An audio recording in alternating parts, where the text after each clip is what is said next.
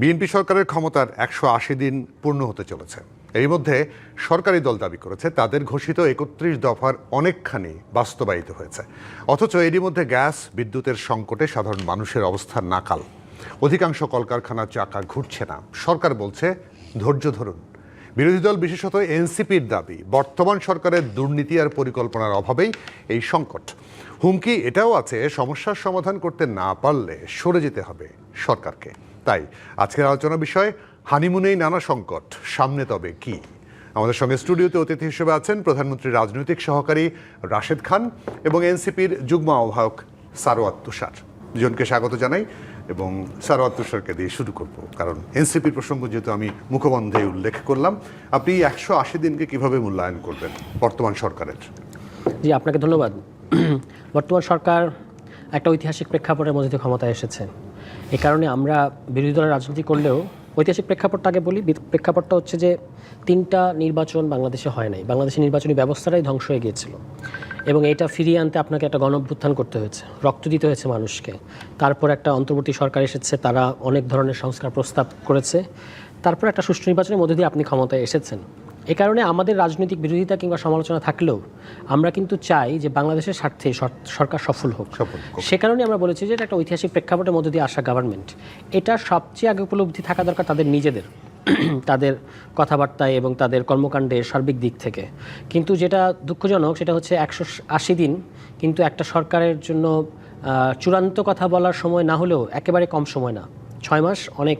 6 মাসে অন্তত প্রবণতাগুলো স্পষ্ট হয়, আপনি কোন দিকে যেতে চাচ্ছেন, কী কী পদক্ষেপ নিচ্ছেন, কিংবা যে পদক্ষেপটা আজকে নিচ্ছেন তার আগামী কয়েকদিন পরে কি ইম্প্যাক্ট হবে মানুষের কাছে, এগুলো কিন্তু বোঝা যায়। আপনি কি অর্থনৈতিক সিদ্ধান্ত নিচ্ছেন, 1 কোটি কর্মসংস্থানের কথা বলেছেন 1.5 বছরে, তাহলে এখনই 1 কোটি কর্মসংস্থান হয়ে যাবে না, কিন্তু 1.5 বছর পরে আপনার আজকের গৃহীত পদক্ষেপের ওই ফলাফলটা কর্মসংস্থানে পড়বে কিনা, সেটা 1 কোটি না হোক 50 লাখ কর্মসংস্থান হবে কিনা, সেটা কিন্তু আজকে আমি বুঝতে পারি যারা অর্থনীতির খোঁজখবর রাখে।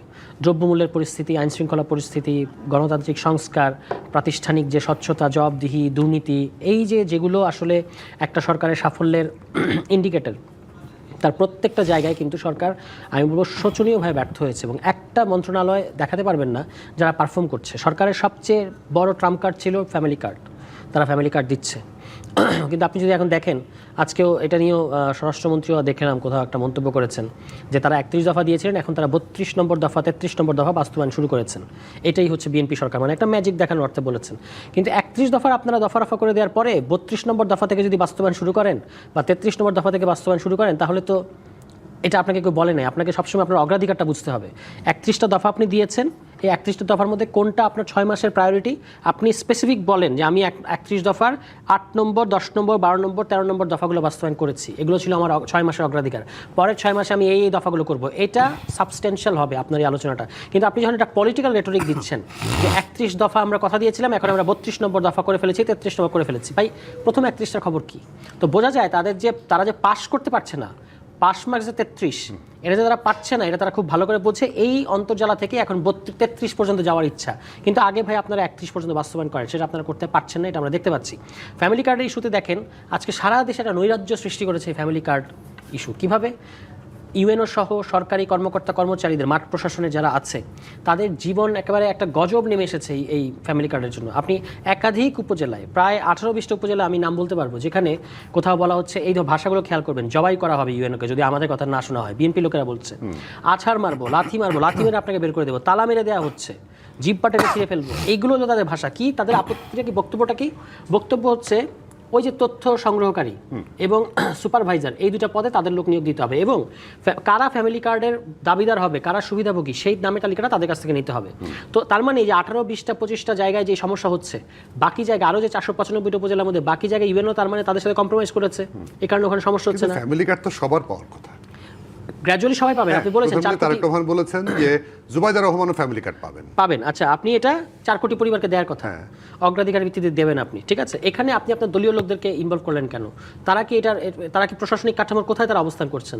এটার জন্য তো আপনার এই পুরো ফ্যামিলি কার্ড প্রকল্প একেবারে সর্বশেষ লেয়ার হচ্ছেন ইউএনও সাহেব, যিনি তার প্রশাসনিক কর্মকর্তাদের দিয়ে কারা কারা এটার দাবিদার ফিল্ড অ্যাসেসমেন্ট করবেন, সুমারি করবেন, তার মধ্যে থেকে সুবিধাভোগী যারা তাদের দেবেন। কিন্তু বিএনপি নেতারা যেটা করছে, সামনে যেহেতু স্থানীয় নির্বাচন, বিশেষত সবার আগে ইউনিয়ন নির্বাচন হবে, এখন তারা এই কার্ডের প্রলোভন দেখিয়ে যে আমাদেরকে ভোট দিলে তোমাদেরকে কার্ড দেবে, এবং তারা তাদের আপনি অনেক জায়গায় দেখা যাচ্ছে বিএনপির যারা অবস্থা সম্পন্ন, যারা সচ্ছল, তারা আসলে এই কার্ড নিজেদের নামে পাচ্ছে। তাহলে এবং সবচেয়ে বড় কথা যেটা, একটা লোক বিসিএস দেবে, রাষ্ট্রের একটা ইউএনও আজকে হয়েছেন, একটা সরকারি রাষ্ট্রীয় কর্মকর্তা, তার একমাত্র কমিটমেন্ট হলো জনগণের কাছে এবং রাষ্ট্রের কাছে।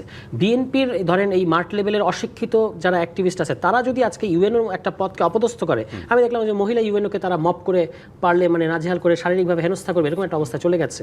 তাহলে এই যে একটা আমরা মোটামুটি একটা বক্তব্য পেলাম সার্বিক, ফ্যামিলি কার পর্যন্ত থাকি, এরপরে অবশ্যই আপনার কাছে বক্তব্য আসবো।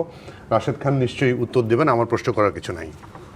না, আপনি প্রশ্ন করতে পারেন, প্রশ্নের পাশাপাশি উত্তরটা অনেকক্ষণ তো কথা শুনলেন, এগুলো একটু উত্তর পাই তারপরে প্রশ্ন করব অবশ্যই।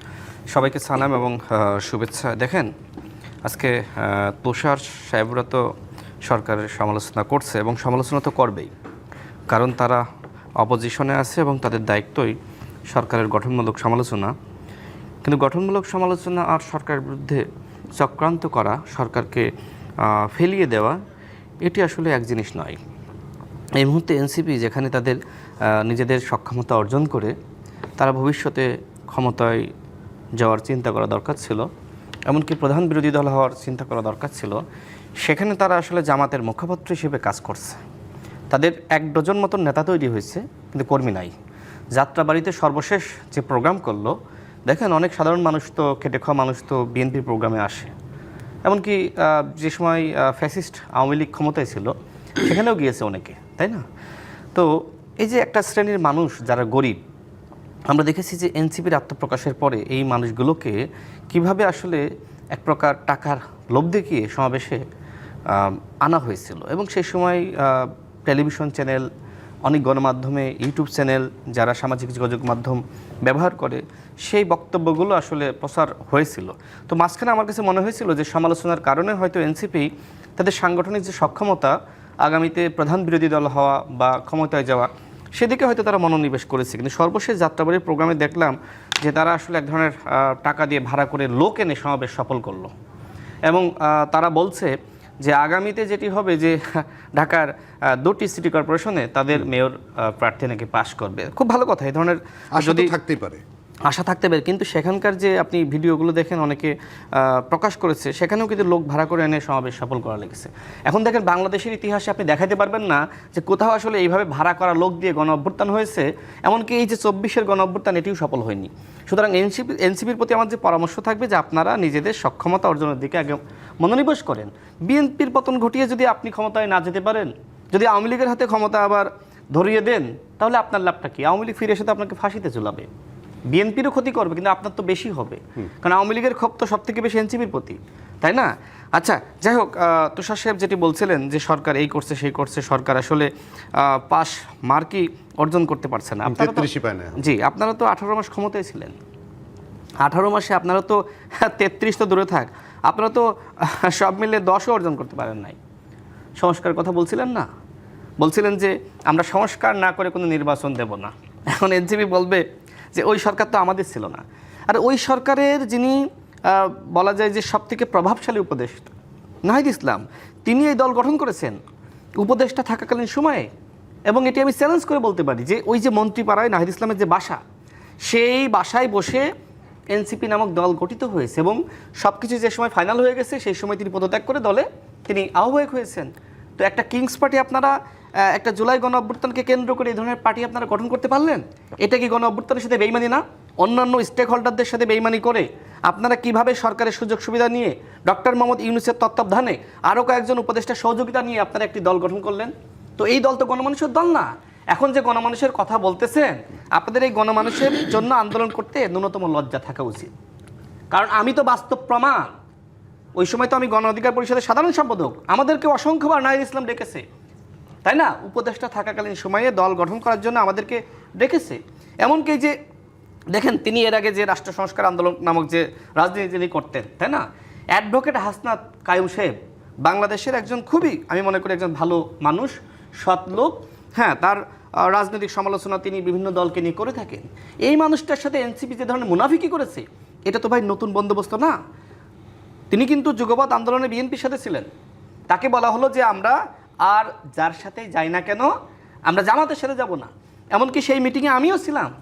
সেখানে নাসিরউদ্দিন পাটোয়ারি সহ হাসনাত, সার্জিস আমার এক প্রকার পা ধরার মতো অবস্থা করেছিল আমি যাতে জামাতের সাথে বা তাদের সাথে জোটে যাই। কিন্তু আমি জানতাম যে তারা আসলে গণ অধিকার পরিষদকে এখানে আনবে, একটা ডস দেবে, তাদের সমস্ত চুক্তি জামাতের সাথে হয়ে গেছে। তো দেখেন ওই সময় তারা বলেছিল যে আমরা আর যার সাথে জোটে যাই না কেন আমরা জামাতের সাথে যাব না, এবং সেই কথার উপর আস্থা রেখে এই যে হাসনাত কায়েম সাহেব তাদের সাথে এসেছিল। অথচ বিএনপির সাথে তিনি যুগপৎ আন্দোলন করেছেন, লড়াই করেছেন, সংগ্রাম করেছেন, হয়তো বিএনপির সাথে জোটগতভাবে ইলেকশন করলে তিনি আজকে এমপি হতে পারতেন। কিন্তু এই মানুষটার সাথে এনসিপি প্রতারণা করেছে, কারণ তিনি তো কখনো জামাতের রাজনীতি করবেন না। এবং তুষার সাহেবও বলতে পারবে যে হাসনাত কায়েম সাহেব একজন কতটা ভালো মানুষ, কারণ তিনি একসময় আমার আইনজীবী ছিলেন, আমরা যে সময় 2018 সালে জেলে গিয়েছি। এখন এই মানুষটা সর্বশেষ এনসিপি সম্পর্কে কি বলেছে জানেন? যে এনসিপি জাতির যে ক্ষতি করেছে এনসিপিও জানে না। তো এরকম হাজারো হাসনাত কায়েমদের অভিশাপে এনসিপি আজকে মানে দেখেন যে ধরনের সম্ভাবনা সৃষ্টি হয়েছিল, সেই সম্ভাবনা আজকে কোথায় গিয়েছে? আজকে তারা ফ্যানের বাতাস খাচ্ছে আর সামনে হ্যারিকেন বসিয়ে মানে তারা বলছে যে মানে গ্যাস দাও, বিদ্যুৎ দাও, নাইলে গদি ছেড়ে দাও। হ্যাঁ, তো গদি যদি বিএনপি ছাড়ে সেই গদিতে আপনাকে তো আগে বসতে হবে। জামাতকে বসাবেন? আপনি তো বলেছিলেন জামাত স্বাধীনতা বিরোধী, সার্বভৌমত্ব বিরোধী, মানচিত্র বিরোধী। এই জামাত যদি ক্ষমতায় যায় দেশ ধ্বংস হয়ে যাবে না। এই কথা নাসিরউদ্দিন পাটোয়ারি বলেছিল, নাহিদ ইসলাম বলেছিল জামাত কোনো সংস্কার চায় না, জামাত সংস্কারের নামে, পিয়ারের নামে জাতির সাথে ধোঁকাবাজি করছে। তাহলে আমার কথা হলো যে জামাতের সাথে সংস্কারের জন্য গিয়েছেন, তাহলে কি? তাহলে এই যে 11 দলীয় জোট, যদিও 2 দল তাদেরকে বর্জন করেছে, এখন 9 দলীয় জোট তো সংস্কারের নামে প্রতারণা করতেছে। এবং এই কথা তো নাহিদ ইসলাম বলেছিল। আর নাহিদ ইসলাম কি বলেছিল? 11 দলীয় জোট বোধহয় না, 9 দলীয় জোট, 2 দল চলে গেছে। জামাতের বিরুদ্ধে নানান ধরনের অভিযোগ, কর্তৃত্ববাদের অভিযোগ এবং আরও অনেক অভিযোগ, যে তারা আমাদেরকে ন্যূনতম মূল্যায়ন করে না, আমাদের সাথে আলোচনা করে না, এরকম অনেক অভিযোগ করে তারা আসলে ওই জোট ছেড়ে দিয়েছে। তো যে কথা বলছিলাম, নাহিদ ইসলাম বলেছিল যে এদেশের মানুষ জামাতের নেতৃত্বকে গ্রহণ করবে না। দেখেন আল্লাহর কি খেলা, এই নাহিদ ইসলাম জামাতের নেতৃত্বকে গ্রহণ করেছে। যে সময় জামাতের সাথে জটে গেল, আজকে তুষার সাহেব এখানে আছেন, তিনি তীব্র প্রতিবাদ জানিয়েছিলেন। এমনকি এই যে ইলেকশন মেকানিজমের কথা বলে না, জামাত তো এনসিপির সাথে সব থেকে বেশি মেকানিজম করেছে, তার আসনে মেকানিজম করেছে, তাকে ন্যূনতম সহযোগিতা করে নাই। এবং জামাত সম্পর্কে নির্বাচনের পরেও আমি তার মুখ থেকে অনেক গরম গরম বক্তব্য শুনেছি। মাঝে মধ্যে নিজের কাছে আমি প্রশ্ন করি, এইটাই কি তুষার সাহেবের সংস্কার? যে তিনি যে জামাতের গঠনমূলক সমালোচনা সবসময় করেছেন, তিনি এখন জামাতের কোনো সমালোচনা আমি এখানে করি, দেখবেন তিনি নোট করবেন এবং তিনি সেগুলোর উত্তর দিবেন। তো এইটা তো ভাই নতুন বন্দোবস্তের রাজনীতি না। আচ্ছা দেখেন, বাংলাদেশে যে লোডশেডিং হচ্ছে, বিদ্যুৎ বা গ্যাস সংকট, এটার জন্য কি বিএনপি সরকার দায়ী? এই যে 16 বছরে বাংলাদেশে যেভাবে সংকট সমস্যা সৃষ্টি করা হয়েছিল, আপনারা 18 মাসে কতটুকু পরিবর্তন করতে পেরেছেন? যদি আপনারা 18 মাসে কাঙ্ক্ষিত পরিবর্তন করতে পারতেন, তাহলে বিএনপি সরকার দায়িত্ব গ্রহণ করার পরে তারা আরও পরিবর্তন করতে পারত। কিন্তু এই যে ফখরুদ্দিন মঈনুদ্দিনের 2 বছর, তারপরে আওয়ামী লীগের 16 বছর, ডক্টর মোহাম্মদ ইউনূসের প্রায় 2 বছর, সব মিলে কয় বছর হলো? প্রায় 20 বছর না? তো এই 20-21 বছরের সমস্যা উত্তরাধিকার সূত্রে বিএনপি সরকার পেয়েছে। এটা কি 6 মাসে সমাধান করা সম্ভব?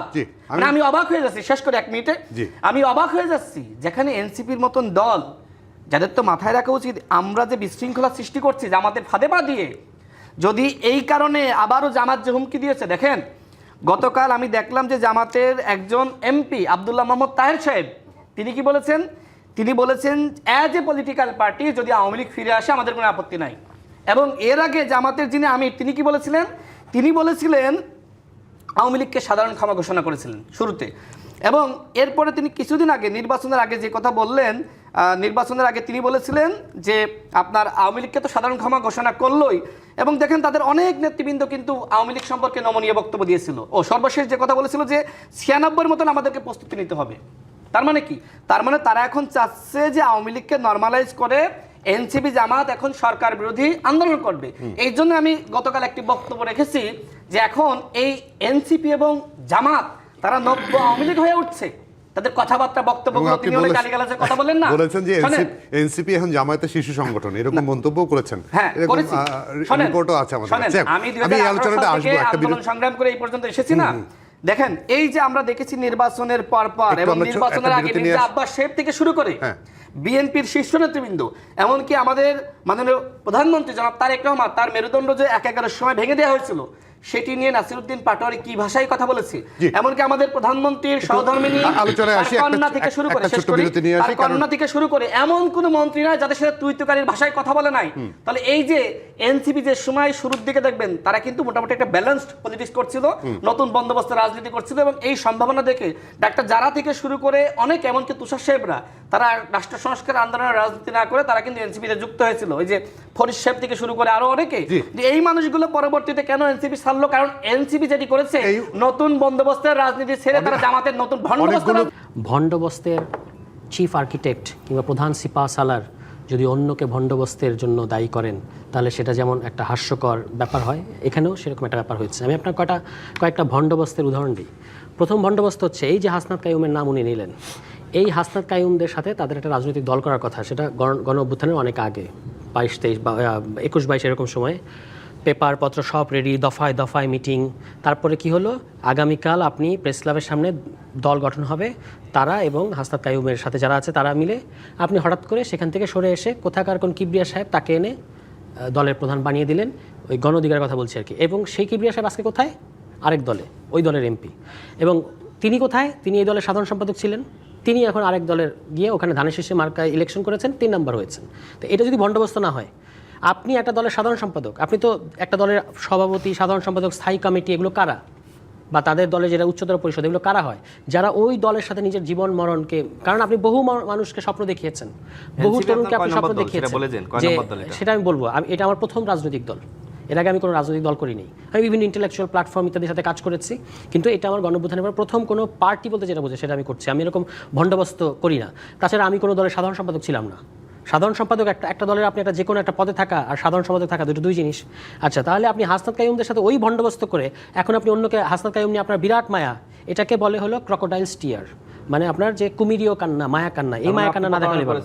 এরপরে দেখেন, না আমি করিনি, আপনি করেছেন, সেটা আমি মনে করাই দিলাম। আচ্ছা, এরপর দেখেন, ওই যে বললো না যে সমাবেশে লোক দেখে টাকা আনছে, এই যে টাকা দিয়ে লোক আনা প্রোগ্রামে, এইটাকে যারা একটা শিল্পে পরিণত করেছিল সেই দলের নাম হলো গণ অধিকার পরিষদ। তিনি যে দলের সাধারণ সম্পাদক ছিলেন, সেই ভণ্ডবস্ত তিনি করে এসে এখন যেখানেই তিনি লোক দেখেন, প্রথমে বললেন যে এনসিপি প্রোগ্রামে লোক হয় না, আপনি লোক হলে টাকা দিয়ে আনছে। মানে এর বাইরে যে কোনো ব্যাপার থাকতে পারে। তা আজকে আপনার ভাই মহাখালীতে আপনার প্রধানমন্ত্রী প্রোগ্রাম হয়েছে, আমি যদি এখন বলি যেখানে সব লোক আপনি টাকা দিয়ে নিয়ে আসছেন, হ্যাঁ, আমরা তো দেখি প্রোগ্রামের পরে বাসের সামনে দাঁড়িয়ে টাকা পয়সা বিলি হচ্ছে, যে আমি এখন আসলাম রাস্তায় জ্যাম, এগুলো বলা যায়, কিন্তু এগুলো তো রাজনীতি না। আমি শুরুতে যেই আলোচনাটা করেছি সেটা হচ্ছে রাজনৈতিক সমালোচনা। আপনি চলে গেলেন এনসিপি, জামাত। ওই যে একটা কথা আছে যে মরুভূমিতে উট পাখি বলতে একটা পাখি আছে, ওই পাখি কি হয়, যখন শিকারির তারা খায় তখন অনেক দূর দৌড়ায়, যখন হয়রান হয়ে যায় তখন সে বালিতে মুখ গুজে দেয়। তার ধারণা সে যেহেতু কাউকে দেখছে না, কেউ তাকে দেখতে পাচ্ছে না। তো এই ভণ্ডবস্ত চিফ আর্কিটেক্ট রাশেদের হয়ে গেছে সেই অবস্থা।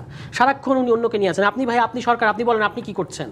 আপনি ফ্যামিলি কার্ড দেওয়ার নামে একটা ইউএনওদের সম্মান মর্যাদা সব কিছু ভুলুণ্ঠিত করতেছেন। আপনি বলতেছেন যে ইউনূস সরকারের সব কিছু দায় ইউনূস সরকারের, কিন্তু আপনি গ্যাস দিতে পারছেন না, আপনি বিদ্যুৎ দিতে পারছেন না, সেটার দায় হলো উত্তরাধিকার সূত্রে পাওয়া। কালকে আপনি যাত্রাবাড়ি প্রোগ্রামে উদাহরণ দিলেন, সেই প্রোগ্রামে আপনি হয়তো প্রধানমন্ত্রী কিংবা ওনারও এটা ধারণা নাই যে ফ্যান কিন্তু জেনারেটরেও চলে। কালকে আমাদের প্রোগ্রামে কারেন্ট ছিল না, ইলেকট্রিসিটি ছিল না, আমরা এই কারণে হারিকেন সামনে নিয়ে প্রতিবাদ করছি এবং পিছনে আমাদের জেনারেটর দিয়ে ফ্যান চালাতে হয়েছে। এখন ওনার কাছে যদি এই ধরনের কোনো তথ্য থাকে যে এর উল্টো কিছু হয়েছে, উনি পারলে সেটা বলুক। কথা হচ্ছে কি, দেখেন, আমরা নাকি কিংস পার্টি করেছি। এখন কিংস পার্টি যদি আপনি বুঝেন, বা এই ভারতীয় উপমহাদেশে এমনকি সারা বিশ্বের ইতিহাসে সফল কিংস পার্টির যে আপনি যদি 5টা উদাহরণ নেন, তার মধ্যে বিএনপি একটা। কারণ একেবারে ক্ষমতার ছত্রছায়া, ক্ষমতায় থেকে তৈরি করা একটা দল, কিন্তু তারপরে তাদের একটা পপুলার বেস তৈরি হয়েছে। এটাই হচ্ছে শহীদ প্রেসিডেন্ট জিয়াউর রহমানের এক্সেলেন্স, এটা আমরা সবসময় স্বীকার করি। কিন্তু এটা শুরু কিন্তু কিংস পার্টি। এখন কিংস পার্টি মানে কি, যে আমি ভাই এখন বলেন আমি কি ক্ষমতায় আসছি আজকে, তাহলে এটা কিসের কিংস পার্টি? কিংস পার্টি করাই তো হয় যে সামনে ক্ষমতায় আসার জন্য। তা আমরা যদি ক্ষমতায় না আসতে পারলাম তাহলে এটা কীভাবে কিংস পার্টি হলো? তাহলে হয় তিনি কিংস পার্টি বোঝেন না, অথবা তিনি বন্দোবস্তের মতো এটা কিংস পার্টি নিয়েও এক ধরনের ভুল ধারণা বা ভুল বিভ্রান্তির মধ্যে আছেন। এরপরে ধরেন উনি বলেছেন যে 18 মাস আপনারা ক্ষমতায় ছিলেন, এটা বললেন না? মির্জা ফখরুল ইসলাম আলমগীর সাহেব, যিনি একজন বর্ষিয়ান রাজনীতিবিদ, বর্ণাঢ্য রাজনৈতিক ক্যারিয়ার, এই দলের দীর্ঘদিন, এখনও মহাসচিব, হয়তো কিছুদিন পরে থাকবেন না, সামনে আমাদের মহামান্য রাষ্ট্রপতি হতে যাচ্ছেন বলে মনে হচ্ছে। তিনি কিছুদিন আগে সাক্ষাৎকার দিয়েছেন, এই 4 আগস্ট কিংবা 3 আগস্টে প্রথম আলোতে। কী বললেন উনি? যে উনারা ক্যান্টনমেন্টে গিয়ে সকল রাজনৈতিক দল মিলে সিদ্ধান্ত নিয়েছে যে এরকম একটা অন্তর্বর্তী সরকার হবে। তাহলে এই ছাত্রদের দাবি কী ছিল, ছাত্রদের প্রস্তাব কী ছিল মাননীয় প্রধান, এবং উনি বলেছেন যে ছাত্ররা বলেছিল যে জাতীয় সরকার করতে আমরা রাজি হইনি, এটা ওনার বক্তব্য। তাহলে আপনারা সেটা করতে দেন না, অন্তর্বর্তী সরকারটা হলো আপনাদের ব্রেইন চাইল্ড। আপনি এখন বলছেন যে এটা হলো এনসিপির সরকার, ওখানে আপনাদের নাহিদ ইসলাম সাহেব ছিলেন। নাহিদ ইসলাম সাহেব কয়দিন ছিলেন? ফেব্রুয়ারিতে এই সরকার হয়েছে, সে বের হয়ে আসছে আপনার না সরকার হলো আপনার আগস্টের পরে, আর সে বের হয়ে আসলো ফেব্রুয়ারির ইয়েতে, 6 মাসের মধ্যে 6 মাস থেকে সে মহা শক্তিধর উপদেষ্টা হয়ে গেল। আর যাকে আপনি পররাষ্ট্রমন্ত্রী বানাইলেন, যে সরকারের নিরাপত্তা উপদেষ্টা ছিল, এক ফ্ল্যাগ উড়িয়ে উনিয়ে শপথ নিতে গেলেন, আরেক ফ্ল্যাগ নিয়ে উনি বেরোলেন। বাংলাদেশে যিনি 1 সেকেন্ডের জন্য এই যে এই ট্রানজিশন সময়ে যে ব্যক্তি 1 সেকেন্ডের জন্য ক্ষমতা শূন্য ছিলেন না, তিনি হচ্ছেন সেই ব্যক্তি, এবং তিনি হলো মাস্টার মাইন্ড সব কিছুর। এই যে লন্ডন মিটিং, সেখান থেকে এসে দুই দল না, দেখেন 2 দল বলে ফেলেছি কেন, কারণ এটা পৃথিবীতে নজিরবিহীন। দল এবং সরকারের কোনোদিন এভাবে বিবৃতি হয় না, কিন্তু সেটা কিন্তু আমরা তাও কি লন্ডনে গিয়ে একটা দেশের প্রধান উপদেষ্টাকে জিম্মি করে, এই যে যমুনার সামনে আপনাদের নয়ন, আপনাদের ইশরাক, তারা আন্দোলন করলো, জিম্মি করলো প্রধান উপদেষ্টাকে, তার অসুস্থ স্ত্রী, তখন তারা ভয় পেয়ে গেলেন এবং তাদেরকে আপনারা লন্ডন নিয়ে বাধ্য করলেন। কি হলো? সরকার এবং রাজনৈতিক দল, পৃথিবীতে আপনি এরকম কোনো উদাহরণ দেখাতে পারবেন না যে যৌথ বিবৃতি দিল, দেশের মধ্যে সব দল পড়ে আছে। এগুলো আপনারা করলেন, আপনারা ওই সরকারের অ্যাটর্নি জেনারেলকে এই সরকার আইনমন্ত্রী বানাইলেন, আর সরকার হলো এনসিপির।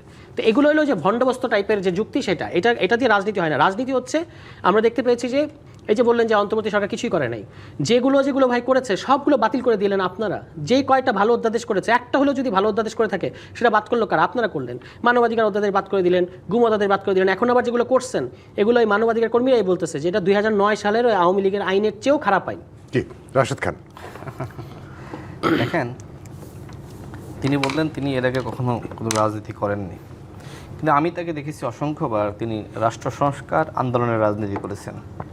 তিনি এখন অস্বীকার যান, এর কারণটা না, অস্বীকার যাওয়ার কোনো কারণ নেই। আমার কোনো পদ ছিল না, দেখান কোনো পদ ছিল?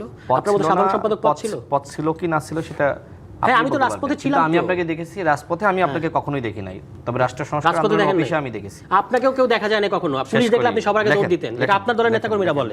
মিডিয়া দেখলে সবার আগে পুলিশ দেখলে সবার পরে। টকশো থেকে দৌড় দিবেন না, বলেন আপনি আপনি চাই না আপনি দৌড় দেন না, বলেন আপনি, আপনার দৌড়ানো শুরু করলে আপনি টকশো থেকে দৌড় দিবেন। আমাকে তো চিনেন আপনি, আপনার দৌড়ানো অভ্যাস, আপনার আমাকে চেনা উচিত, আমি চিনি ভাই। এখন আপনি রাজনৈতিক সচিব হয়েছেন দেখে আপনি গলার 15 দিন রাশেদ খান রিমান্ডে মার খেয়ে নির্যাতনের শিকার হয়ে এখানে এসেছে। না, আপনি রাশেদ খান এমনি এমনি বলেন, নেতাকর্মীরা আপনি কদিন জেলে গিয়েছেন? আপনার ছাত্র সংগঠন, আপনি জেলে গিয়েছেন কখনো? আপনার নেতা জেলে গেছে, এটা কি একমাত্র ক্রাইটেরিয়া? কোন রিমান্ডে নির্যাতন করেছে? আপনার নেতা গেছে? আপনি আমার সম্পর্কে প্রশ্ন করার আগে আপনি যে দলে গিয়েছেন না, আপনার দলের যে প্রধান নেতা এবং সেকেন্ড নেতা, সে আমার কর্মী ছিল, আমার সাথে রাজনীতি করেছে। খুব ভালো, কথাবার্তা কম করে বলার আগে সাবধানভাবে বলবেন। কর্মীরা ওদেরকে আমরা হাতে ধরে তৈরি করেছি। ও তাই তো কি আপনারা ফেল করছেন? তারা কি মিথ্যা বলছি? আমি আপনারা ফেল করছেন, তারা উঠে আসছে। ফেল করছে মানে কি? আপনাদের আমরা সফল করেছিলাম বলে তারা 24 আবার নেতৃত্ব দেওয়ার সুযোগ পেয়েছে। লজ্জা থাকা উচিত। আপনি এখন বলেন কোন দুনিয়ায় ছিলেন? জীবনে কোনো জেল খাটেন না, মার খাননি, এখন বিশাল বিপ্লবী সেজেছে, তাই না? না, আমি রাশেদ খানকে চিনেন না?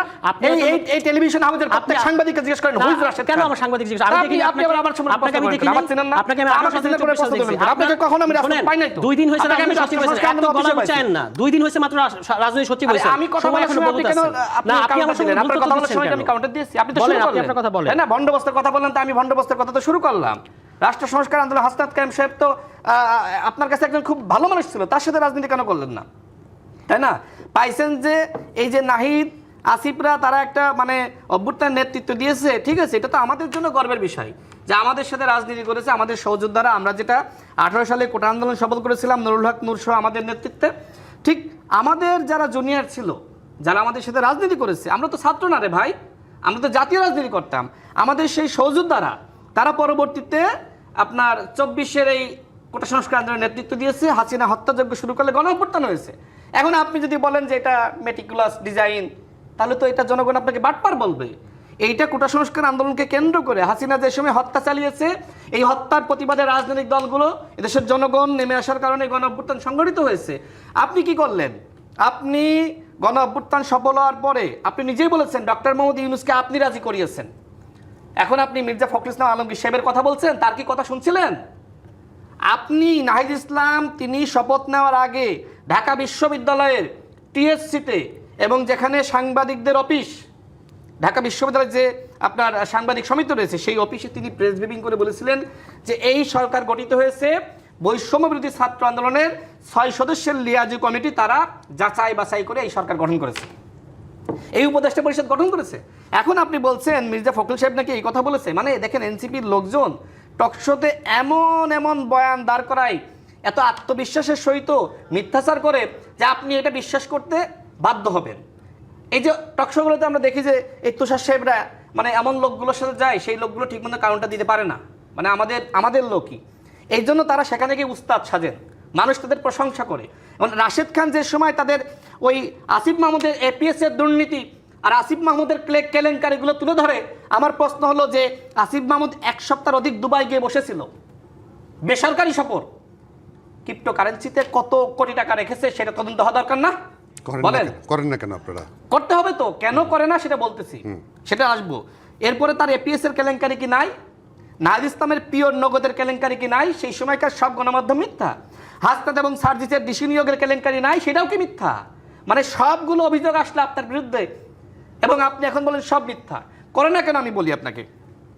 ডক্টর মোহাম্মদ ইউনূস বাংলাদেশে যে পরিস্থিতি সৃষ্টি করেছিল, বিএনপি সরকার মাত্র দায়িত্ব গ্রহণ করেছে না, এখন তারা এই যে প্রায় পতনের হুমকি দিচ্ছে এবং সরকার যাতে সফল না হয় সেজন্য তারা মাঝে মধ্যে বলে যে আমরা পদত্যাগ করব, তাই না? এখন দেখেন এই মুহূর্তে জামাত এমন একটা অবস্থায় গিয়েছে তাদের অদক্ষতার কারণে যে তারা আসলে এনসিপি ছাড়া চলতে পারতেছে না। তো সরকারকে অনেক বিষয়ে কৌশলগত ভূমিকা রাখতে হচ্ছে। এনসিপি দুর্নীতি করেছে কি করে নাই? এই যে ঐক্যমত কমিশনে ইফতিখারুজ্জামান ছিল না, সেই টিআইবি কি বলেছে যে অন্তর্বর্তীকালীন সরকারের সময় সব থেকে বেশি ঘুষ এবং তদবির বাণিজ্য এবং এই দুর্নীতি হয়েছে। আপনাদের লোক বলতেছে দুর্নীতি হয়েছে, সব থেকে বেশি হয়েছে, আওয়ামী লীগের তুলনায় বেশি হয়েছে। আপনারা নিজেদেরকে ফেরেস্তা মনে করার কিছু নাই। দেখেন 2 নম্বরে তিনি বললেন যে গণ অধিকার পরিষদ টাকা দিয়ে লোকান্ত এবং আমি গণ অধিকার পরিষদ ছেড়েছি। তো এই ছাড়ার হিসাব যদি করেন তাহলে এনসিপির অধিকাংশ নেতাই তো মা এবং বাপ ছেড়ে আসা, মানে মূল দল ছেড়ে আসা। তো সেই জায়গায় আসলে আমার নিয়ে কথা বলতে লাভ নেই। আমি তো বিএনপিতে জয়েন করেছি নুরুল হক নূরের সাথে আলোচনার ভিত্তিতে, এবং আমি যদি নুরুল হক নূর বা হাসান মামুনের সাথে আলোচনা না করে কোনো একটা দলে যোগদান করতাম সেটা নিয়ে আপনি প্রশ্ন তুলতে পারতেন, কিন্তু আমি আলোচনা করেছি। মনে করেন যে আমার সাথে মতাদর্শিক ভিন্নতা তৈরি হচ্ছে, তো আমি কি আসলে সেটি নিয়ে আলোচনার ভিত্তিতে আমার যেখানে ভালো লাগে আমি কি সেই স্বাধীনতা রাখি না? অবশ্যই রাখি। আচ্ছা, আমি কথার উত্তরের ফাঁকে যেটা আসলে বলা দরকার, দেখেন আজকে যে ধরনের ঘটনা কুষ্টিয়াতে ঘটেছে, নুরুল হক নূর এটি নিয়ে ফেসবুকে পোস্ট করেছে। সেখানে আপনার জামাত শিবিরের নেতাকর্মীরা, মানে আমির হামজার যে নেতাকর্মী আছে, তারা গণ অধিকার পরিষদের নেতাকর্মীদের উপরে রামদা চাপাতি নিয়ে হামলা চালিয়েছে। এবং নুরুল হক নূর তার ফেসবুকে একটি পোস্ট করেছে, সেখানে তিনি উল্লেখ করেছেন যে জামাত শিবিরের নেতাদের এই যে নগ্ন হামলা, রক্কাটা যে অভ্যাস শোনা যায় তাদের নামে, সেটা তারা আবার শুরু করেছে। এবং এটি নিয়ে আমার মনে হয় যে এনসিপিও জানে যে কী ধরনের ঘটনা ঘটেছে।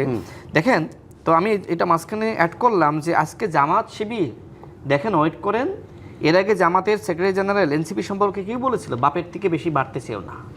এবং আমরা দেখেছি যে ছাত্র সংসদ নির্বাচনে এনসিপি যারা প্রার্থী ছিল, মানে এনসিপি ছাত্র সংগঠনের আব্দুল কাদের থেকে শুরু করে তাদেরকে কিভাবে ষড়যন্ত্র করে হারানো হয়েছে। আমি বলছি ষড়যন্ত্র করে। জামাত শিবির এনসিপির বিরুদ্ধে এমন ষড়যন্ত্র হাতে নিয়েছিল যে তাদের অধিকাংশ নেতৃবৃন্দকে এনসিপিতে যুক্ত করিয়েছে। এখন এনসিপির মোটামুটি 80% নেতাকর্মী জামাত এবং শিবিরের নেতা এবং কর্মী, তারা একসাথে জামাতও করছে, একসাথে এনসিপিও করছে। অর্থাৎ জাতীয় নির্বাচন বা যে কোনো নির্বাচনে এমন কোন তালিকা আছে একসঙ্গে 2 দল করছে? আছে তো শোনেন, যারা করতেছে এটা বলতে গেলে তো সময় লাগবে। যারা করতেছে তাদের কেন্দ্রীয় কমিটির স্ট্রাকচার এরকম, 100 জনের কেন্দ্রীয় কমিটিতে সেখানে সরোয়ার তুষারদের মতন 20 জন আছে, বিভিন্ন দল থেকে এসেছে বা একটু স্বতন্ত্র মানা, আর 80 জনই জামাত এবং শিবিরের সাবেক কর্মী। আরও কিছু নতুন যুক্ত হয়েছিল, ডাক্তার জারাদের মতন, অনিক রায়দের মতন, তারা কিন্তু দল ছেড়ে চলে গেছে। তো সব মিলিয়ে এখন মোটামুটি 80% জামাত এবং শিবিরের কর্মী দিয়ে এনসিপি গঠন করা হয়েছে। এই জন্য আমি প্রায় বলি যে জামাতের মস্তিষ্ক দ্বারা এনসিপি পরিচালিত হচ্ছে। এবং জাতীয় নির্বাচনের আগে দেখেন যে বিএনপির সাথে যাওয়ার জন্য এনসিপি জামাতের বিরুদ্ধে এমন কোনো কথা নাই বলে নাই। বিএনপি যে সময় 4টা আসনের অফার দিল তখন তারা জামাতের সাথে গেল। এখন জামাতের সাথে গিয়ে প্রতিনিয়ত বিএনপি বেশিন করতেছে। তো এইটা কি নতুন বন্দোবস্তের রাজনীতি? যেটা তুষার সাহেব আমাকে বললেন যে আমি মানে বন্দোবস্তের রাজনীতি করতেছি। আর জামাত ইসলাম তো বাংলাদেশে ঐতিহাসিকভাবে সেই 47 সাল থেকে বন্দোবস্তের রাজনীতি করে এবং এটা প্রতিষ্ঠিত। আপনাদের নিয়েও তারা প্রতারণা করেছে, বন্দোবস্ত করেছে। আমি সেটাই বলছি যে এনসিপি প্রকৃতপক্ষে বাংলাদেশে নতুন বন্দোবস্তের সূচনা করেছিল এবং সেই সম্ভাবনা দেখে অনেকে যুক্ত হয়েছিল। যে সময় এই জামাতের বন্দোবস্তের সাথে এনসিপি যুক্ত হয়েছে, এনসিপি আর নতুন বন্দোবস্ত আছে, এনসিপি জামাতের ফাঁদে পড়ে এখন বন্দোবস্তের রাজনীতি করছে। 3 নম্বর হলো, দেখেন বিএনপি কিংস পার্টি, তিনি বললেন বাংলাদেশে সিপাহী জনতার বিপ্লবের মধ্য দিয়ে শহীদ প্রেসিডেন্ট জিয়াউর রহমান তিনি দায়িত্বে এসেছিলেন, এদেশের জনগণ তাকে ওই দায়িত্ব দিয়েছিল এবং ওই দায়িত্ব পেয়ে তিনি বাংলাদেশের রাজনীতিকে নতুনভাবে শুরু করেছিলেন, এমনকি আরো অন্যান্য দলকেও রাজনীতি করার সুযোগ দিয়েছিলেন, সেটা ইনক্লুডিং জামাত ইসলাম। সুতরাং তাকে নিয়ে আপনি এই ধরনের মন্তব্য করতে পারেন না যে বিএনপি কিংস পার্টি, বরং এদেশের জনগণ আন্দোলন সংগ্রাম করে তাকে দায়িত্ব দিয়েছিল। হ্যাঁ, দেখেন নাহিদ ইসলাম, এক মিনিটে শেষ করি, নাহিদ ইসলামের ওই সুযোগটা ছিল। নাহিদ ইসলাম যদি মনে করতেন তিনি প্রধান উপদেষ্টা হবেন, আমরা ওয়েলকাম জানাতাম। কিন্তু তিনি ফ্রান্স থেকে এমন একজন মানুষকে তিনি উপদেষ্টা বানালেন যিনি 18 মাসে কতটুকু সংস্কার করতে পেরেছেন সেটি নিয়ে নানান ধরনের প্রশ্ন আছে, এবং এই প্রশ্ন এখন এনসিপি এবং জামাত ইসলাম করছে, অন্তর্বর্তীকালীন সরকারের তারা প্রতিনিয়ত সমালোচনা করছে। আচ্ছা, সর্বশেষ বলি, দেখেন মির্জা ফখরুল ইসলাম আলমগীর নাকি কয়েকদিন আগে একটি সাক্ষাৎকারে বলেছে ছাত্ররা জাতীয় সরকার গঠন করতে চেয়েছিল, এবং এই বিষয়ে বিএনপির বিরুদ্ধে নাহিদ ইসলাম সহ তাদের নেতৃবৃন্দ প্রায়ই অভিযোগ করে থাকে। আমার কথা হলো, যে গণ অভ্যুত্থানের ঘোষণা জনগণের দাবির প্রেক্ষিতে নাহিদ ইসলাম দিল, সেই নাহিদ ইসলামের কি ক্ষমতা ছিল না জাতীয় সরকার গঠন করা? আপনি জাতীয় সরকার গঠন করলে তো আপনি এতগুলো উপদেষ্টা আপনি বানাইতে পারতেন না। আপনি নিজেই বলেছেন যে এই উপদেষ্টা পরিষদ বৈষম্যবিরোধী ছাত্র আন্দোলনের লিয়াজু কমিটির 6 জন যে সদস্য তারা গঠন করেছে। তার মানে কি? তার মানে ওই সরকারটাই ছিল পুরোপুরি এনসিপির সরকার। আপনি জাতীয় সরকার গঠন করলে সেটা বিভিন্ন দলের মধ্যে ভাগ হতো, এই ভাগটা আপনি করতে চাননি। স্টেক হোল্ডারের যে ন্যায্যতা সেটা আপনি আসলে বন্টন করতে চাননি, যে কারণে আপনি নিজেই অন্তর্বর্তীকালীন সরকার গঠন করেছেন। এখন আপনি দলগুলোর উপর দায় দেন। আচ্ছা, অধ্যাদেশ বাতিলের কথা বলেন, দেখেন এই স্যার কাছ থেকে নেই, তারপর একটু শেষ সময় পেলে আবার আপনার কাছে আসব। কিছু অধ্যাদেশ নিয়ে পর্যালোচনা চলছে। স্যার দেখেন, ধরেন আমার কথা উদাহরণ দিই, আমি 2018 সালে কোটা আন্দোলনের ধরা যাক সামনের সারি কেউ ছিলাম, এবং আমি শেষ পর্যন্ত আন্দোলনটা শেষ করেছি। ফ্যাসিস্ট শেখ হাসিনা, যিনি অবৈধ প্রধানমন্ত্রী, ততদিনে অবৈধ প্রধানমন্ত্রী হয়ে গেছেন, অসংখ্য গুম করেছেন, শাপলা মেসাকার করেছেন, পিলখানা হত্যাকাণ্ড ঘটিয়েছেন, ক্রস ফায়ার করছেন, ডিজিটাল নিরাপত্তা আইনে মানুষ বন্দী করছেন, টাকা লুট করছেন, নির্বাচনী ব্যবস্থাকে ধ্বংস করে দিয়েছেন, ওই শেখ হাসিনাকে আমি মাদার অফ এডুকেশন ঘোষণা দিয়ে আমি আন্দোলনটা শেষ করেছি। এবং এটাতে আমার জাতিকে আমি কর্মী বলছি খুব গর্ব করে। আমি হইলে, মানে যে কোনো মর্যাদা সম্পন্ন ব্যক্তি হলে আসলে লজ্জিত হওয়ার কথা যে আমার কর্মীরা আমার ভণ্ডবস্তে, যে আমি যেহেতু মাদার অফ এডুকেশন ঘোষণা করলাম, আমি যেহেতু এই আন্দোলনে আপোষ করলাম, এবং 18 সালেই তো শেখ হাসিনা পতন হওয়ার কথা, সেটা যেহেতু আমি করলাম না, বরং আমি মাদার অফ এডুকেশন ঘোষণা করে দিলাম, আমার যারা রাজনৈতিক কর্মী, মানে যাদের রাজনৈতিক বুঝ আছে, তারা আমাকে প্রত্যাখ্যান করে ছেড়ে দিয়ে চলে এসছে। এখন আমি জায়গায় বেজায়গায় ওই হতাশা ঢাকতে, ওই ব্যর্থতা ঢাকতে আমি বলি যে এরা আমার কর্মী ছিল। তো আমার যদি লজ্জা থাকে, আমি তো এটা কোনোদিন মুখে উচ্চারণ করব না যে আমার কর্মীরা আজকে গণ অভ্যুত্থানের টপ নেতা। আর যখন তারা আপনার ওই উপদেষ্টা হিসেবে শপথ নিচ্ছে, তখন সেই প্রোগ্রামে আমি গিয়ে ডিনার খেয়ে আসছি। আমার তো মানে মর্যাদা সম্পন্ন মানুষ হলে ডিনার কোথায়, আমি সেদিন কোথায় গিয়ে কান্নাকাটি লুকাইতাম সেইটা আমি ব্যবস্থা করতাম বা খোঁজ করার চেষ্টা করতাম। সেটা না করে আমি এখন সব জায়গায় গিয়া সারের মতো চেঁচাচ্ছি যে আমার কর্মী ছিল। এটা কি গর্ব না লজ্জা, সেটা আগে ভেবে দেখা দরকার। এটা হলো 1 নম্বর জিনিস। দ্বিতীয়ত হচ্ছে আপনার, উনি বললেন যে এই আজকের যে ঘটনার কথা বললেন, যে কোনো হামলা নিন্দাজনক, এটা তো অবশ্যই, এটা তো বলার অপেক্ষা রাখে না। আমরা বলেছি রাজনীতিতে সহিংসতা করা যাবে না, কিন্তু কয়েকদিন আগে যখন হবিগঞ্জে আমাদের উপর হামলা হলো, তখন এই রাশেদ খান বলেছেন যে এটা আমরাই ঘটিয়েছি। যখন ঝালকাঠিতে আপনার আপনার নাসিরের উপর হামলা হলো, তখন বলেছেন নাসির এই হামলা করিয়েছে। আমি কোথায় বলেছি? ঠিক আছে, আপনি দেখবেন কন্টিনিউয়াসলি বলেন। এবং সে না আপনি এবং সে বলেছে এই যে আমাদের একটা ছেলের চোখে আঘাত পাইছে, এবং তার আসলে দৃষ্টিশক্তি, উনি এই স্টুডিওতে বসে বলেছেন যে স্থানীয় বাসিন্দারা এই কাজটা করেছে। উনি কিন্তু তখন এটা কাইন্ড অফ জাস্টিফাই করেছেন, এবং উনি এটা বলেছেন যে নাসিরউদ্দিন পাটোয়ারিকে ছাড়া আসেন তাহলে হামলা হবে না।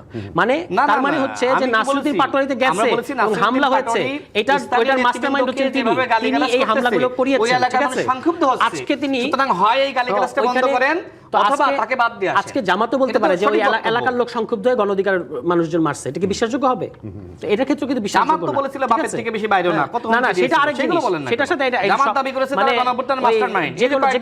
যে কোনো কিছু ঢুকায় না, যেটা পয়েন্টে থাকেন, টপিকে থাকেন, যে আপনি হবিগঞ্জে হামলা এলাকাবাসী করছে, আর কুষ্টিয়ার হামলা জামাতের নেতাকর্মী করছে, এটা হচ্ছে তার লজিক। এবং নাসিরউদ্দিন পাটোয়ারিকে ছাড়া আসেন প্রোগ্রাম করতে দেব, তার মানে নাসিরউদ্দিন পাটোয়ারি গেলে হামলা কারা করছে? এই রাশেদ খান করছে, কিংবা এই যে আরেকজন বিমান প্রতিমন্ত্রী না কি মন্ত্রী জামালপুরের, তিনি একই কথা বলেছেন। এরা হলো এই হামলাগুলোর উস্কানিদাতা, নির্দেশদাতা, এটা তারাই প্রমাণ করে দিয়েছে। ঠিক আছে, ওরা এগুলো বলেন কেন? একটু মার্জিত ভাষায় কথা বলা শেখেন। আরে ভাই, আপনি 2 দিন ধরে সরকারে কি এত জ্ঞান দিয়েন না? কি জ্ঞান দেন? এত জ্ঞান দিয়েন না ভাই, আপনি কি শব্দ উচ্চারণ করেন? এত জ্ঞান দেন, এরাও বলা যাবে না। আপনার কাছ থেকে ভাষা শিখতে হবে নাকি এখন? মানে আপনার কাছে, আপনি কি ভাষা বিজ্ঞানী? সভ্যতা শিখেন, আপনার কাছে ভাষা শিখতে হবে, ভাষা শিখতে হবে, সভ্যতাও শিখতে হবে, সবই আপনার কাছে শিখতে হবে। অবশ্যই। এত গরম দেখায় না রাশেদ, বহু মানুষ সরকারে ছিল, আজকে দেশ থেকে পালায় গেছে। এখন ভাষায় কথা বলেন, মনে হচ্ছে যে আমি আপনার বন্ধু ছিলাম। বা অন্য একজন মন্ত্রী আপনার বন্ধু বন্ধু থাকতে হবে ছিল। কেন? এই যে বন্ধু আপনি থাকতে হবে কেন? মন্ত্রীদেরকে শুধু নাম উচ্চারণ করেন, হ্যাঁ, আমি কোথায় নাম উচ্চারণ করলাম? আমি তো বললাম আপনি বিমান এরকম- প্রতিমন্ত্রী। আপনি নাসিরুদ্দিন আমি বললাম পাটোয়ারির কাছ বিমান থেকে প্রতিমন্ত্রী। এই না, শব্দটা বলেন শিখতেছেন। বলেন কোথায় আমি আপনি নাম উচ্চারণ ভাবতেছেন করছি? নাসিরুদ্দিন পাটোয়ারি বলেন কোথায় কোনো নাম উচ্চারণ আলোচনায় করছি? ছিল না, হঠাৎ করে গালিগালাজ কোথায় নাম করে এই উচ্চারণ করলাম? ঘোষণা আমি তো আসলো। আমি তো সাক্ষী। আপনি যদি আমি মনে বিমান করেন প্রতিমন্ত্রী নাসিরুদ্দিন পাটোয়ারি বলছি। হবেন, তাহলে আপনার আর বিমান রাজনৈতিক প্রতিমন্ত্রী- না, ভবিষ্যতের আমার তো কিছু নাসিরুদ্দিন নাই। পাটোয়ারির দরকার নাই। আপনি তাই আপনি ঠিক করেন, আপনি তাই কি হবেন? হইতেছে। আপনিও তো কি আপনার বলেন ভাষাগুলো তো আজকে আজকে। দেখছেন? না, আমি কি বলেন কোন ভাষা? আমি বলছি আপনার আপনি ভাষাটা আপনি আপনার কাছে নিজেই ভাষা জানেন। শিখবো। আপনি কি বলেন? আপনি ঢাকা আপনি আমার বিশ্ববিদ্যালয়ে ভাষা সঙ্গে বিজ্ঞানে মিথ্যা অধ্যাপক। বলেন না। কোথায় এইখানে মিথ্যা দাঁড়িয়ে বললাম? আমার সামনে আপনার মিথ্যা তো বলতেছেন, আগাগোড়া তাহলে মিথ্যা। কি? আপনি আরেকজনকে মিথ্যা বলতেছেন। আমার আগাগোড়া আপনি মিথ্যা। আপনি তো আরে পুরো আপনার তো তথ্যই মিথ্যা রাজনীতি দিলেন। বললেও কিছু নাই, মিথ্যার উপর তো দাঁড়িয়ে আছেন না, এখন। আপনার রাজনীতি আছে। রাজনীতি থাকলে আজকে আরেক দলে গিয়ে আমি যে- ওই রাজনৈতিক আমি- সহকারী আপনি হয়ে কোন দলে নিজের রাজনীতি গিয়েছেন? করতেন কোন দলে গিয়েছেন? আরেক দলে আরে গেছেন আপনি নিজের যে দল দলে- রেখে। শোনেন, নিজের যে- দল যে রেখে দলের নেতৃত্বে- নিজের দল যে রেখে দলের যে আরেক নেতৃত্বে দলে যায় জোট গঠন তার করেছেন কাছে না, লজ্জা থাকলে এত কথা আপনি মানে না। বলেছেন জামাতের নেতৃত্বকে দেশের মানুষ গ্রহণ করবে না, লজ্জা থাকলে এই জামাতের নেতৃত্বকে আপনারা গ্রহণ হ্যাঁ, করতেন না। জামাতকে এই দেশে প্রতিষ্ঠা করছে কে? গলায় দড়ি দেওয়া দরকার ছিল। নাহিদ ইসলাম যখন এই কথা বলল, এই কথা বলার পরেও কিভাবে নাহিদ ইসলাম জামাতের গেল? সাথে যখন আপনারা ছিলেন তখন এগুলো মনে ছিল না? জামাতের সাথে ছিল কখন? BNP জামাতের যখন ছিল নেতৃত্বে ছিল। আপনি গণঅভ্যুত্থান মন্ত্রী দেন নাই, মন্ত্রী বানান নাই? নাহিদ ইসলাম মন্ত্রী বানান নাই? শোনেন, তখন মনে ছিল না? এটা কি ফ্ল্যাগ দেন নাই? নেতৃত্ব দিয়েছিল জামাত? নেতৃত্ব দিতে হবে কেন? রাখছেন কিনা? তাদেরকে আপনি মেইনস্ট্রিম এক করছে দফার কে? ঘোষণা দিয়ে আপনি তাদেরকে মেইনস্ট্রিম কিভাবে করছে আপনি কে? আপনি বললেন তো বলেন শহীদ প্রেসিডেন্ট এদেশের জিয়াউর মানুষ রহমান। জামাতের নেতৃত্বকে গ্রহণ করবে না, সেই নাহিদ ইসলাম কোন লজ্জায় জামাতের নেতৃত্ব গ্রহণ করলো? জামাত কি এখন নেতৃত্বে আছে? তো জামাত নেতৃত্বে নাতে কি আছে? কোথায় নেতৃত্বে আছে? এই সরকার 11 তো দলের জন্য আপনারা। নেতৃত্ব কে দেয়? আপনি সরকার দেন? তো আপনারা। এটা কে দেয়? 11 দল তো আলাদা জিনিস, আরে 11 দল তো সরকার না। শোনেন, আপনি শোনেন, এখানে ভাষা আমি শিখাইতে আইছেন যতগুলো না। অভিযোগ করেছি, একটা উত্তর দিতে পেরেছেন? 2 দিন হইছে। একটা উত্তর দিয়েছেন? শুক্র 2 দিন হইছে আপনি- সরকারে গেছেন। আরে শুক্র কি হয়েছে? আপনি 11 মাস সরকারে ছিলেন না? এখনই আপনি তো দিয়ে মানুষকে শোনেন, তাদের এখনই ভাষার সরকার জ্ঞান দিতে একজন আইছেন না। উপদেষ্টা আপনার আমাকে কাছে- বলেছিল অন্তত আপনার কাছে যে ভাষা রাষ্ট্র শিখতে হবে চালাতে না দিব না, আমাদের। দেশ চালাতে দিব না, সেই আপনার- উপদেষ্টা মাহফুজ আলম। উনার ফেসবুক আপনারা কি স্ট্যাটাস না করেছেন? আপনারা 18 মাসে যে মাহফুজ আলম কে? মাহফুজ আলম আমাদের কেউ নাকি? মানুষকে মাইনাস করেছেন। কে? মাহফুজ আলম মাহফুজ আলম আমাদের নাহিদ কেউ ইসলাম এখনো পর্যন্ত উপদেষ্টা। সেটা তাদের ব্যাপার, আমার তাদের কি? ব্যাপার মানে কি? আর সে কি আমার রাজনৈতিক আপনারা দলের কেউ 18 নাকি? মাসে পুরো সে কি গণঅভ্যুত্থানকে আমার ধ্বংস রাজনৈতিক দলের কেউ করেছেন। নাকি? আপনি- গণঅভ্যুত্থানকে আপনারা যেভাবে কলঙ্কিত করেছেন, চাঁদাবাজি, টেন্ডার বাণিজ্য, থানা থেকে চাঁদাবাজদেরকে আমি ছাড়িয়ে প্রতিদিন দিয়েছিলাম। পত্রিকা আসতেছে চাঁদাবাজ আপনাদের হান্নান মাসুদের নামে। থানা থেকে চাঁদাবাজদেরকে ছাড়িয়ে শুনেন, আনা নাই? আপনাদের নামে কথা আসছিল বিকাশ, শোনেন, এই বিকাশ সেই বিকাশ এসব মানে কি? কথা আসছে। বিকাশের টাকা দিয়ে নাহিদ, এগুলা আসিফ বলেন না। রাজে, মাহফুজ, সেই বিকাশের শোনেন, টাকা দিয়ে আপনারা কি করছেন? আপনাদের যে দলের আন্দোলন নেতাকর্মীরা করেছে, বলে। সে খরচ দেওয়া হয়েছে। আপনাদের আরে দলের আপনি নেতাকর্মীরা বলে। গণঅভ্যুত্থানের কোন ইতিহাস জানেন? আপনি জানেন? আপনার যে আপনি গণঅভ্যুত্থানে আপনি যে কোথায় ছিলেন? একবার ঘোষণা দিয়েছেন, আপনি কোথায় ছিলেন আমি গণঅভ্যুত্থানে? গণঅভ্যুত্থানের সময় কোথায় ছিলাম খোঁজ নেন। বলেন। টেলিভিশনে সাংবাদিকদের আপনি খোঁজ নেন আমার সম্পর্কে, আমি কোথায় ছিলাম? মানে তাহলে জানেন না আপনি কোথায় ছিলেন? আপনার কাছে বলতে হবে নাকি? কোথায় ছিলেন আপনি? বলেন। বলতেছেন, আপনাকে তো আমি দেখি না তার কখনো। দলে, তার মাঠ পর্যায়ে দেখি না, শুধু বুদ্ধি। শোনেন, এই বাংলাদেশে যদি বুদ্ধিজীবীরা সব করতে পারতো, পুলিশ দেখে সবার আগে ভোট দিতে। পুলিশের সবার আগে ভোট দিতে। বুদ্ধিজীবীরা পরামর্শ দিয়েছিল দেশ শোনেন, স্বাধীনের দরকার ওই যে নাই। যে হাসনাত কাইয়ুমের নাম বলছে, সে হাসনাত কাইয়ুম জিজ্ঞেস করেন কোথায় ছিলাম? আন্দোলন সংগ্রাম তো কখনো করেন নাই। আপনি জেল ওই জুলুম হাসনাত খাটেন কাইয়ুম না, জিজ্ঞেস এখন সে করেন। বড় বড় বিপ্লবী হয়েছে। আপনি কোথায় জেল খাটছেন? নামের আগে বিপ্লবী লাগাইছেন, কিসের কোথায় বিপ্লবী বিপ্লবী লাগাইছে? লাগাইছেন? আমি বলছি আমার নাম আমি কি করেছি না বিতর্ক করেছি জানেন আসলে না? যতক্ষণ চলবে আমাদের পক্ষে এটা কন্টিনিউ করা খুব কঠিন। আমাদের অনুষ্ঠান শেষ করতে হবে। রাশেদ খান, সারাত তুষার একদম শেষ। আমার আন্দোলন বিক্রি করে দিয়েছেন। আর কোনো সময় নাই। আপনাদের দুজনকে অনেক